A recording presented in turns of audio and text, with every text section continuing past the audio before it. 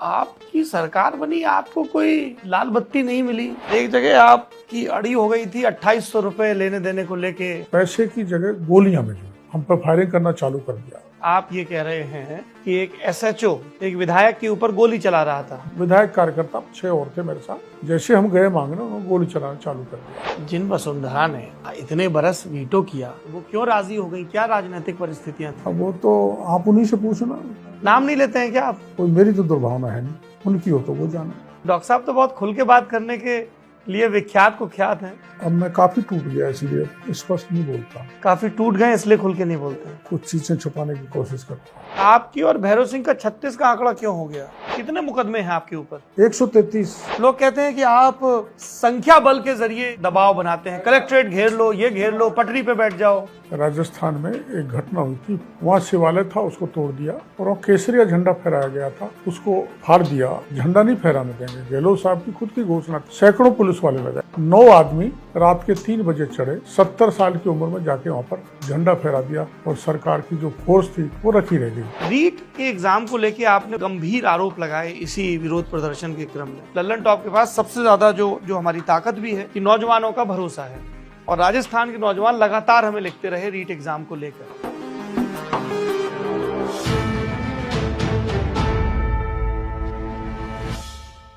जमघट, जहां पर सत्ता के दावेदारों से सवाल पूछे जाते हैं, जो राजनीति में हैं उनसे उनका हिसाब पूछा जाता है और पूछे जाते हैं उनके हिस्से के अनुभव। जमघट के इस एपिसोड में हमारे जो मेहमान हैं उनके बारे में खूब बातें कही जाती हैं, पर एक बात जो लगातार कही जाती है वो ये कि डॉक्टर साहब को गुस्सा बहुत आता है। गुस्सा ना आता तो डॉक्टर साहब आज बहुत ऊंचाई पर होते। और इसके साथ दूसरी बात जोड़ दी जाती है कि डॉक्टर साहब अगर उनको बात दुरुस्त लगे तो अड़ जाते हैं।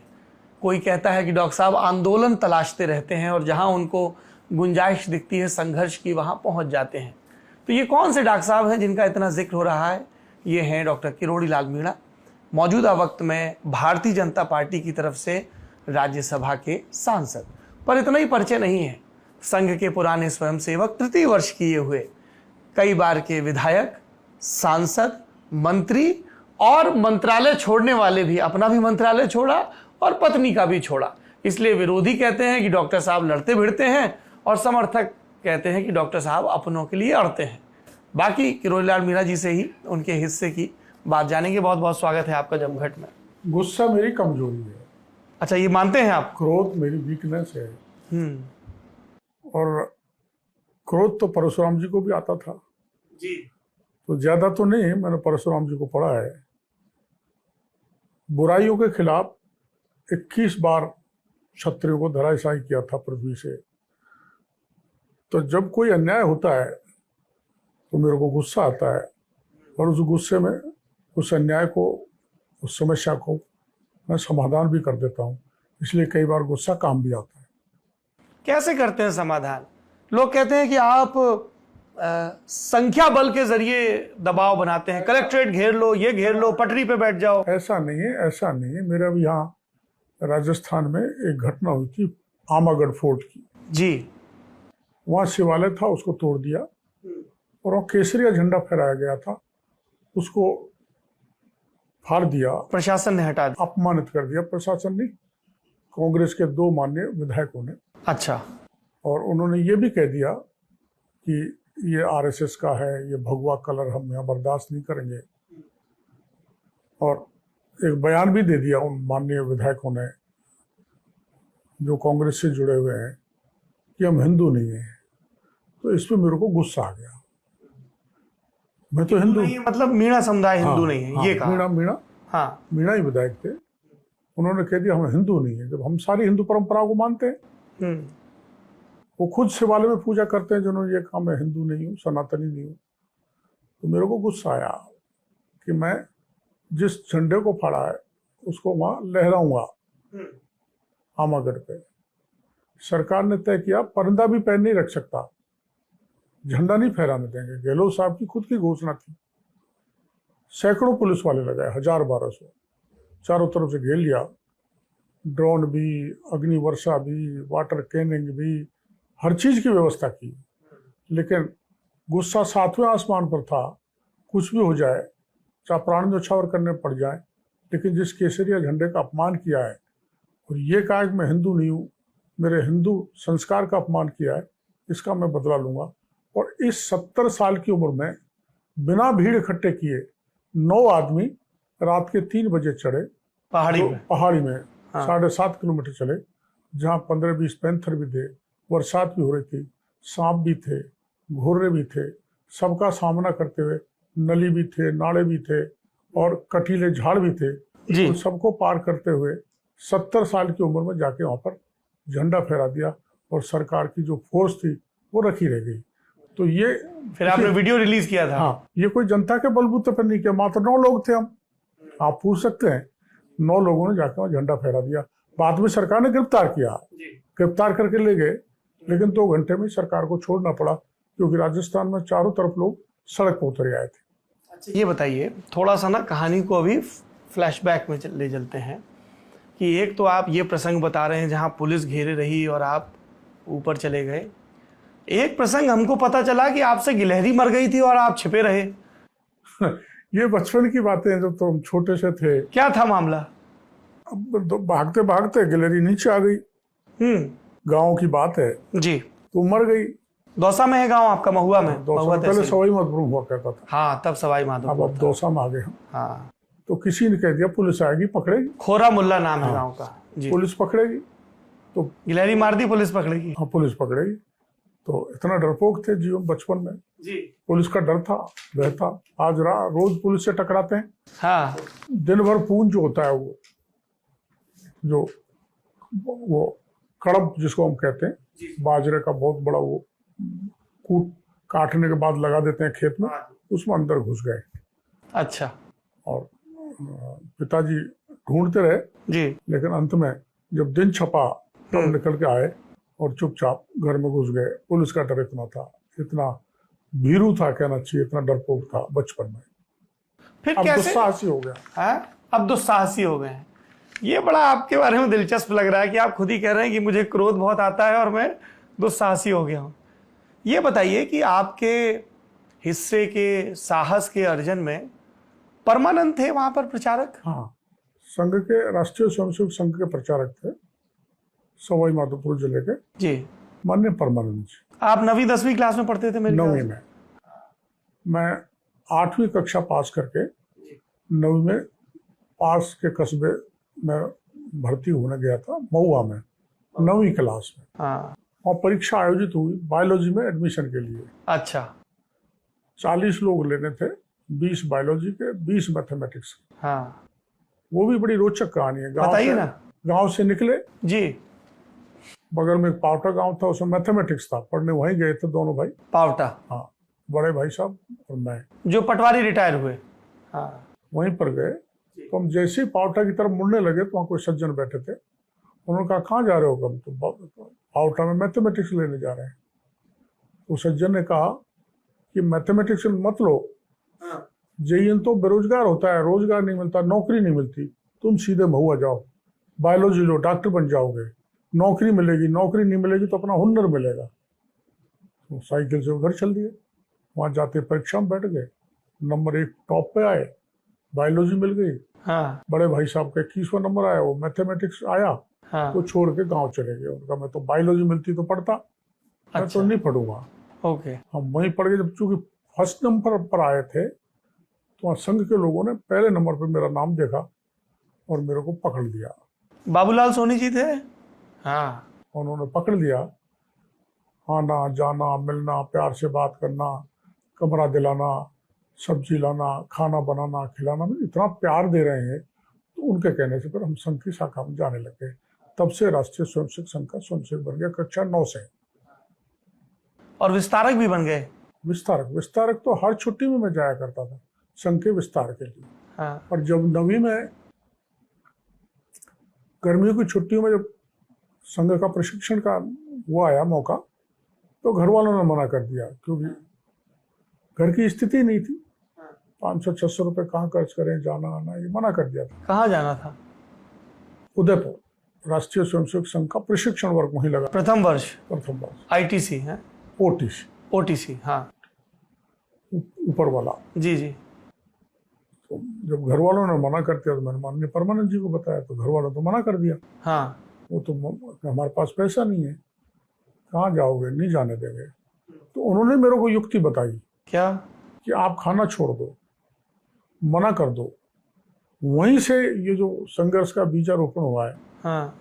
या कहना चाहिए विद्रोही स्वभाव हुआ है, या बात को मनवाने का स्वभाव हुआ है, उसका बीजारोपण वहीं हुआ जो राष्ट्रीय स्वयंसेवक संघ के जिला प्रचारक माननीय परमानंद जी ने कहा कि आप तो खाना छोड़ दो, नाराजगी जाहिर कर दो माता पिता के सामने, बाल हट पर उतारू हो जाओ। मेरे को नहीं भेजोगे, मैं खाना नहीं खाऊंगा। और बाल हट काम आई। अंत में माता पिता ने राष्ट्रीय स्वयंसेवक नहीं तो तब प्रशिक्षण वर्ग में जाने के लिए क्या पैसे खर्च होते थे क्या? ये किराया वगैरह क्या था मामला? किराया, भाड़ा, खाने की व्यवस्था जो भी देना पड़ता है वहाँ संघ के उसमें। अच्छा, फिर उसके बाद जयपुर आ गए पढ़ाई के लिए आप? 11वीं 12वीं? 11वीं तक मैंने महुआ में किया। हाँ। और उसके बाद मैं फर्स्ट ईयर में महाराजा कॉलेज, एक बड़ा बायोलॉजी में वहाँ एडमिशन हुआ। बड़ा प्रतिष्ठित कॉलेज है, था वो, अब भी है। और वहीं से मैंने फर्स्ट ईयर किया और वहीं मेडिकल का टेस्ट दिया, पीएमटी का, और सिलेक्शन हो गया। मैं मेरा को अलॉट हो गया Bikaner medical college, Sardar Patel medical college. अच्छा। वहाँ फर्स्ट ईयर से ही मेरे को जिम्मेदारी मिली संघ की मेडिकल कॉलेज की शाखा चलाने की। तो बड़ा अटपटा रहता होगा तब, कितना कॉमन था मेडिकल कॉलेज में एक नया लड़का आया और शाखा लगा रहा। शाखा चलती थी पहले वहाँ? पहले चलती थी मेडिकल कॉलेज में, और बंद हो गई थी। अच्छा। मैंने दोबारा चालू किया। और देश की सबसे बड़ी शाखा, देश की, क्वालिटेटिवली क्वांटिटेटिवली, वो हमने वहाँ पर खड़ी की। अच्छा, ये कौन से 4 हॉस्टल थे, 4 हॉस्टल थे वहाँ। 4 हॉस्टलों के कैंपस था, उसके सामने एक स्थान था, उस पर मैं संघ की शाखा रोज सुबह लगाया करता था। और 125 मेडिकल कॉलेज के छात्र संघ की शाखा पर मैं ले जाया करता था। 69 फर्स्ट ईयर में, मानने 72 में मेडिकल कॉलेज बीकानेर में संघ की शाखा मैंने चालू की। पढ़ता भी था, शाखा भी चलाता था। इसीलिए तो इमरजेंसी में मेरे को वहीं से गिरफ्तार किया था। इमरजेंसी जब लगी 75 में, तो हमारे वहाँ जो संघ के प्रचारक हुआ करते थे देश भर में, वो भूमिगत हो गए थे। वो हमारे भवन सिंह जी शेखावत विभाग के प्रचारक थे। तो वहाँ राज्य भर के कुछ प्रमुख लोगों की मीटिंग बुलाई गई। कहाँ पे हुई थी ये मीटिंग? बीकानेर में। आप वहीं मेडिकल कॉलेज में थे तब? 100-125 लोग होंगे, प्रमुख लोग, जिनसे ये कहा गया कि भाई प्रिंट सामग्री अहमदाबाद से लानी है और यहाँ डिस्ट्रीब्यूट करनी है, वितरण करना है उसका। तब वहाँ पे जसभाई पटेल की सरकार चल रही थी, गैर कांग्रेसी सरकार थी, जनता पार्टी की सरकार थी, इसलिए वहाँ पूरे देश की सामग्री वहाँ प्रिंट होती थी। हाँ। और प्रिंट कराते थे नरेंद्र मोदी जी, जो आज देश के प्रधानमंत्री हैं। अच्छा, तो आपका तब से संपर्क है इनसे? परिचय तब से ही है जी। तो किसी ने जिम्मेदारी नहीं ली, तो मैंने उसकी जिम्मेदारी ली, मैं लाऊंगा। जबकि मेरा मेडिकल कॉलेज में सेकेंड ईयर ही था, मतलब 2 साल बाकी और थे MBBS फाइनल करने में। अच्छा, आप चौथे साल में पहुंच गए थे? हाँ, चौथे।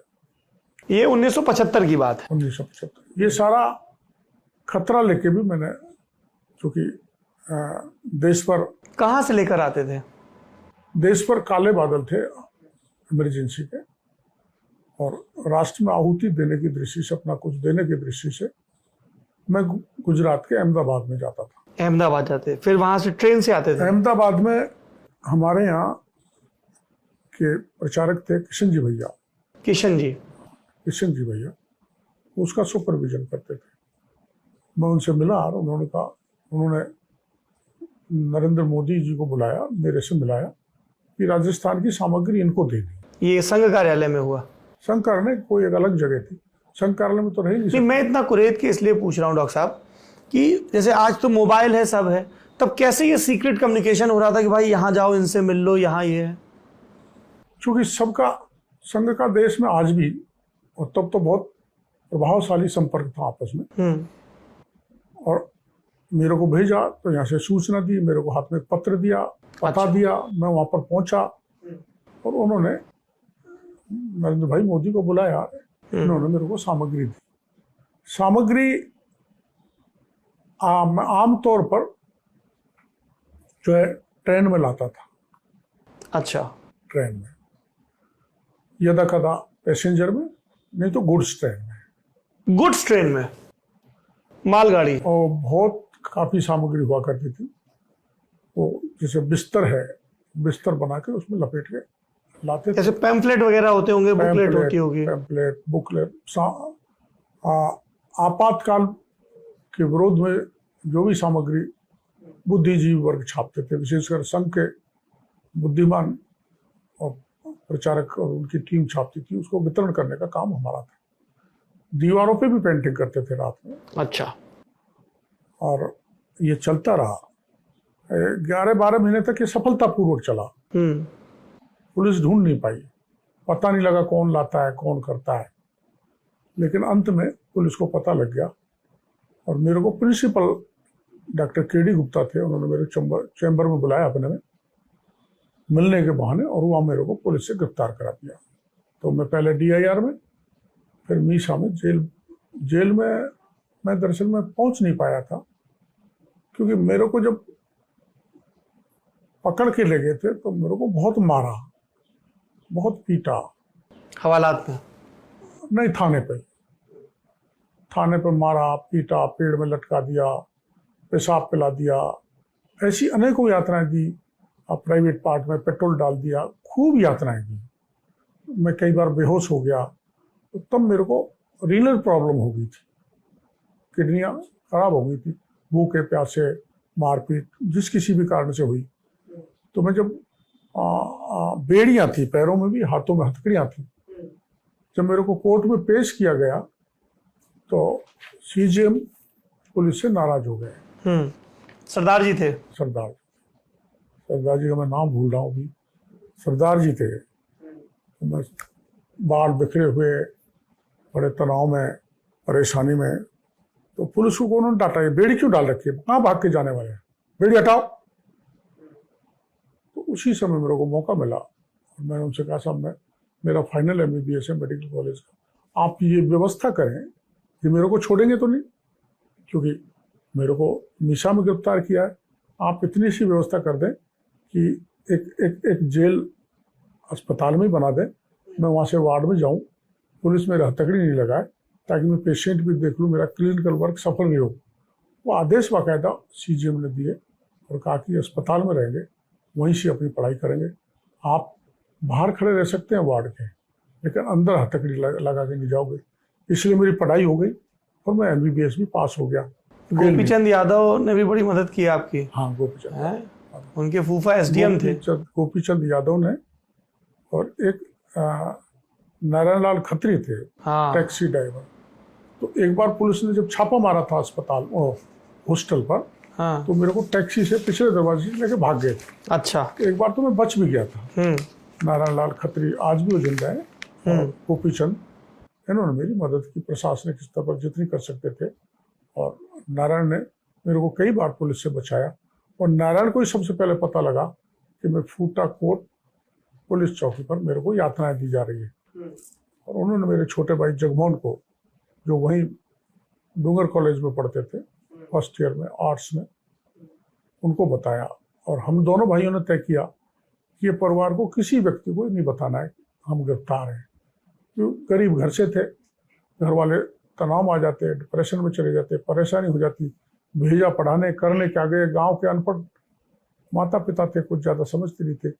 इसलिए हमने दोनों भाइयों ने मिलकर तय किया, और उनको पता भी नहीं लगा कि मैं मीसा में जेल बंदी रह के आया हूँ, और मैंने सफलतापूर्वक उस समय देश की सेवा की। डॉक्टर साहब, एक बात बताइए, बुलंद आवाज उठाई। ऐसे मन में कभी नहीं आया कि माँ ने अपने सब चांदी के जेवर गिरवी रख के पढ़ने भेजा है, तो ऐसे कभी संशय आया मन में कि मैं पढ़ाई करूं, घर की चिंता करूं, या जो सामाजिक जीवन है? ना, पढ़ाई की तो चिंता थी, क्योंकि जिन माँ मजदूरी करती थी, थोड़ी सी जमीन थी, पिताजी मेहनत करके हमको तीनों भाइयों को पढ़ाया, मेरे को पढ़ाया। लेकिन क्योंकि बाल्यकाल में ही 9वीं क्लास में ही संघ का संस्कार आ गया। संस्कार ऐसा मिला, तो कैरियर चाहे चौपट हो जाए लेकिन देश और समाज के साथ कोई अन्य आपने तृतीय वर्ष भी किया हुआ है नागपुर जाके? हाँ, तृतीय वर्ष किया। कैसा होता है? बड़ा सुना है हमने। वो तो टॉप डिग्री होती है। थोड़ा बताइए दर्शकों को। तीन प्रशिक्षण होते हैं जी। 2 तो राज्य में ही होते हैं। दोनों ही मेरे प्रशिक्षण उदयपुर से हुए थे। भोपाल नोबल स्कूल में मेरा प्रशिक्षण हुआ था, और वहाँ तृतीय वर्ष करने के लिए पूरे देश भर के लोग जाते हैं। फर्स्ट ईयर सेकेंड ईयर में राज्य के लोग होते हैं, पूरे जिलों के, जहाँ जाके शुभ होता है, और वहाँ देश भर के लोग जाते हैं। पूरा देश का दर्शन वहाँ पर होता है। बोली, भाषाएं, खान। तो आरएसएस देश भर के जो द्वितीय वर्ष किए हुए हैं, तो उसका कुछ सिलेक्शन क्राइटेरिया होता है? कोई भी जा सकता? द्वितीय वर्ष किया ना, मतलब द्वितीय वर्ष होना कंपलसरी है? या नहीं जा सकता। द्वितीय वर्ष जो कर चुका है, दोनों प्रशिक्षण जिसने राज्य से ले लिए, वही तृतीय वर्ष के लिए जा सकता है। तो कुछ रिकमेंडेशन भी होता है जो प्रचारक या प्रांत प्रचारक भेजते हैं? सिफारिश कोई भी सिफारिश से तो जा ही नहीं सकता। कैसे सिलेक्ट होते हैं? जिसने मतलब काम किया हो 2 साल 3 साल 4 साल। पहला है मुख्य शिक्षक का, मुख्य शिक्षक जो शाखा में होते हैं, शाखा जो लगाता है, मुखिया, जिसको देसी भाषा में कहना चाहिए मुखिया। और मुखिया ही जरूरी नहीं है, और सक्रिय कार्यकर्ता, सक्रिय स्वयंसेवक जो संघ की शाखा नियमित जाता हो, संघ के कार्यक्रमों में शामिल होता हो, चाहे शारीरिक हो, चाहे बौद्धिक हो, चाहे पथ संचलन हो, कोई भी जो कार्यक्रम संघ के द्वारा जारी किए जाते हैं, उनको बिना सक्रियता के हिसाब से नागा किए हुए उसका चॉइस संघ के प्रचारक आमतौर पर संघ की टोली करती है, और वही ओटीसी करने जा सकता है। क्या होता है फिर वहां नागपुर में? पहले तो 1-1 महीने का हुआ करता था प्रशिक्षण। 1 महीने वहीं रहना? हाँ, आजकल 20 दिन का हो गया, शायद 20-21 दिन का। पहले 1 महीने का कंप्लीट हुआ करता था। 4 बजे जगना, 10 बजे सोना, शारीरिक और बौद्धिक विकास वहाँ उस पर, मतलब ये कहना चाहिए, गहरी गंभीर चिंतन मनन विचारधारा से पुष्ट करना, शारीरिक बौद्धिक रूप से मजबूत करने का काम वहाँ संघ की प्रशिक्षण वर्ग में होता है। फिर इमरजेंसी खत्म होती है, वहाँ से बहुत लोग प्रचारक भी निकल जाते हैं। हाँ, आप नहीं निकले? मैंने भी विचार व्यक्त किया था। हमारे प्रांत प्रचारक उस समय माननीय सोहन सिंह जी थे, उनके सामने, कि मैं प्रचारक बनना चाहता हूँ। तो उनकी जानकारी में था, मेरे बचपन में शादी हो गई थी, तो उन्होंने मना कर दिया था, आपकी शादी हो गई, आप प्रचारक नहीं निकल सकते। इसलिए मैं प्रचारक नहीं निकल, प्रबल इच्छा होने के बाद भी। कितनी उम्र थी आपकी जब आपकी शादी हो गई थी? मैं तो 4वीं-5वीं क्लास में था। बाल विवाह शुद्ध भी नहीं थी। जो फेरे खाते हैं ना साथ, उनमें नींद आ गई थी। अब तो ये चलन नहीं होगा वहां? अब तो नहीं, अब तो बहुत कम है। अब तो शादी मैच्योर सीमा होती है। बहुत कम है, मतलब अभी भी हो जाता है इक्का दुक्का? अक्षय तृतीया को अभी हो जाते हैं गांव में, कई शादियां होती हैं, लेकिन उतनी नहीं होती जो मैं छोटा सा था और मेरे को नींद आ गई। अब थोड़ी मैच्योरिटी है। पता है, एक बात बताइए डॉक्टर साहब, हम लोग 2022 में बैठे हैं, तो छोटे बच्चों की अभी भी शादी कर देते हैं? अब भी हो रही है। तो कैसे ये रुके? देखो, ऐसा है, कानून तो शारदा एक्ट बना हुआ है, भाई बाल विवाह नहीं होने चाहिए। प्रशासन भी बड़ा अलर्ट रहता है, विशेषकर अक्षय तृतीया को। लेकिन उसके बाद भी शादी हो जाती है, और यही है जागृति पैदा करना। ये सामाजिक संगठनों की जिम्मेदारी है, हमारे जैसा कार्यकर्ताओं नेताओं की जिम्मेदारी है। हाँ, क्योंकि आप तो खुद, हाँ, मैं तो इससे गुजरा हुआ हूँ। हाँ, इसीलिए तो मैं तो जहाँ भी जाता हूँ, कार्यक्रमों में, सभा में, मिलने जुलने में, जनसंपर्क में, तो मैं इस बुराई के लिए बोलता हूँ और कोशिश करता हूँ कि बाल विवाह नहीं हो। फिर आपकी MBBS पूरी हो गई, फिर सरकारी नौकरी लग गई? MBBS हो गई। 78 में मैंने MBBS कर लिया, फिर सरकारी नौकरी लग गई। कहाँ, ईसरदा आई थी पोस्टिंग? पहली पोस्टिंग मिली थी मेरे को करौली करौली। मुख्यालय पर। हाँ, उसके बाद मेरे गांव के बगल में खेड़ला बुजुर्ग है, वहाँ मिली, मेडिकल ऑफिसर है इंचार्ज। तब भैरव सिंह शेखावत की सरकार बन चुकी थी। भैरव सिंह जी की सरकार थी। मैं 2-3 मंत्री तो मेरे को खूब जानते थे क्योंकि मैं जेल में रहा था। लेकिन वहाँ के सरपंच थे माननीय हरि सिंह जी, उन्होंने मेरा ट्रांसफर, थे तो कांग्रेस के, लेकिन वो 77 में गुर्जर समाज के एक विधायक थे, उनको उन्होंने कह के मेरे को हटवा दिया और मेरा ईश्वरदा ट्रांसफर हो गया। और ईश्वरदा जब ट्रांसफर हुआ तो मेरे को बहुत लोगों ने कहा, ललित किशोर चतुर्वेदी स्वास्थ्य मंत्री थे, जेल में रहे थे, साथ में जाओ, लेकिन मैंने कहा ये सामान्य प्रक्रिया है, मैं नहीं जाता, मैं गया नहीं। और फिर वहीं से मैंने चुनाव लड़ दिया। ललित जी से तो आपके बड़े अच्छे ताल्लुकात बताए जाते थे। कई लोग कहते हैं कि डॉक्टर साहब को बड़ा खामियाजा भी भुगतना पड़ा क्योंकि उन्होंने भैरव सिंह शेखावत के मुकाबले ललित किशोर चतुर्वेदी का खेमा चुना। भैरव सिंह जी के खेमा नहीं, दरअसल में ललित किशोर चतुर्वेदी संघ के प्रचारक भी रहे, संघ के बड़े पदों पर रहे, संघ विचारधारा के मजबूत कार्यकर्ता थे, नेता थे, तो उनसे मेरा लगाव हो गया था, जुड़ा हो गया था। और भैरव सिंह जी संघ से निकले हुए नहीं थे, और ऐसा नहीं था मेरा भैरव सिंह जी से मैं प्रभावित तो बहुत था, लेकिन मेरा जुड़ाव उधर हो गया तो भैरव सिंह जी ने उसको ठीक नहीं समझा, तो इसके कारण मेरे को नुकसान भी बहुत हुआ, रगड़ाई भी बहुत हुई। आएंगे, उस पर भी आएंगे। ये बताइए, सोहन सिंह जी से आपको डांट क्यों पड़ी? क्या टिकट के चक्कर में? क्या हुआ था, दरअसल में मैं अपनी एक मोटरसाइकिल खरीदी थी, बुलेट, उसको सुधरवाने के लिए, सर्विस कराने के लिए मैं ईश्वरदा से मोटरसाइकिल से आया था। थोड़ी दूरी पर एमएलए क्वार्टर में पार्टी का कार्यालय था, चुनाव के टिकट बट रहे थे, वैसे ही चले गए। ये 1980 की बात है। चलो क्या हो रहा है देख आते हैं। तो भैरव सिंह जी बैठे हुए थे, उस समय बीजेपी के प्रदेश अध्यक्ष माननीय जगदीश प्रसाद माथुर थे, वो तो जानते नहीं थे, भैरव सिंह जी मेरे को पहचानते थे। उन्होंने कहा तुम, जेपी माथुर प्रदेश अध्यक्ष थे, जगदीश, माननीय जगदीश जी माथुर सीकर के रहने वाले थे, और लोकसभा में भी रहे थे, राज्यसभा में भी रहे थे। भैरव सिंह जी ने चुनाव लड़ने का कहा, मैंने कहा मैं माननीय सोहन सिंह जी से पूछा था। सोहन सिंह जी क्या थे? प्रांत प्रचारक। प्रांत प्रचारक संघ के। अच्छा, आप संघ के स्वयंसेवक थे, तो आपने कहा कि पहले उनसे इजाजत ले लें। पूछ लेता। हाँ, सोहन सिंह जी ने कहा वहां पूछ के क्या करोगे, मैं कह रहा हूँ उन्होंने, भैरव सिंह जी ने, तुम तो जाओ वो चुनाव लड़ो ना। मैंने साहब वहां जाके पूछूंगा। वहां जाके पूछा तो उन्होंने मना कर दिया, इस बीमारी मत पड़ो, अभी नौकरी करो। क्या बोले? इस बीमारी मत पड़ो? हाँ, यही कहा, राजनीति को। हाँ ना, तुम अभी इस बीमारी मत पड़ो, समय बहुत है, आगे देखेंगे, कोई चुनाव मत लड़ो। मैंने भैरव सिंह जी को आके जवाब दिया।